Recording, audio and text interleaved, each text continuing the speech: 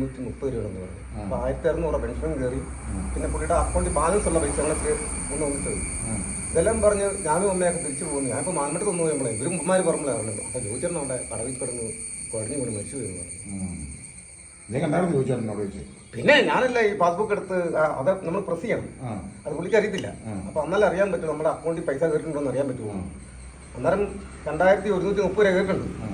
അപ്പോൾ പുള്ളിയുടെ ബാലൻസിനെ കൂട്ടി 1600 നമുക്ക് ഈ പെൻഷൻ കിട്ടുന്നത് കാരണന്മാർക്ക്. അപ്പോൾ ഞാൻ പറഞ്ഞു ചോദിച്ചാൽ ഇത്രയും പൈസയുണ്ട്, ഞാനും അമ്മയും ചന്തയിലേക്ക് പോകാമെന്ന് പറഞ്ഞു. അമ്മ നിങ്ങൾ പൊക്കളാൻ പറഞ്ഞ് ഞങ്ങളിങ്ങനെ പോകുന്നത്. പിന്നെ പുള്ളി അങ്ങോട്ട് പോകാൻ കണ്ടില്ല. അപ്പോൾ ഇവിടെ വരുമ്പോഴാണ് നമ്മുടെ പുളി പറയുമ്പോൾ പറഞ്ഞു അവിടെ ജോയിച്ചേട്ടൻ അവിടെ പടവി കുഴഞ്ഞു വീണ് മരിച്ചെന്ന് പറഞ്ഞു.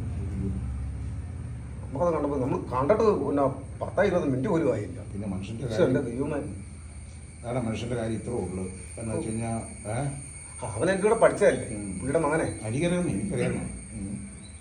നമ്മൾ മനുഷ്യരെ ചില കുറേ ആൾക്കാരൊക്കെ വെട്ടിപ്പിടിക്കാനും സമ്പാദിക്കാനും വേണ്ടി ഓടി നടക്കുന്നുണ്ട്. ആർത്തിപ്പണ്ടാരങ്ങൾ. അപ്പം ഒരു മനുഷ്യന്റെ കാര്യം കണ്ടില്ലേ, ഇത്രേ ഉള്ളൂ. എന്തിനാണ് നമ്മളിങ്ങനെ ശത്രുതയും പകയും എല്ലാം വെച്ച് നടക്കുന്നത്? സ്നേഹമില്ലെന്ന് മരുന്ന് മനസ്സിലെ വരുന്ന മനസ്സിൽ സ്നേഹമില്ല. അതെ ഇപ്പം നമുക്ക് പോകണമല്ലോ. അപ്പോൾ പോയേക്കാം.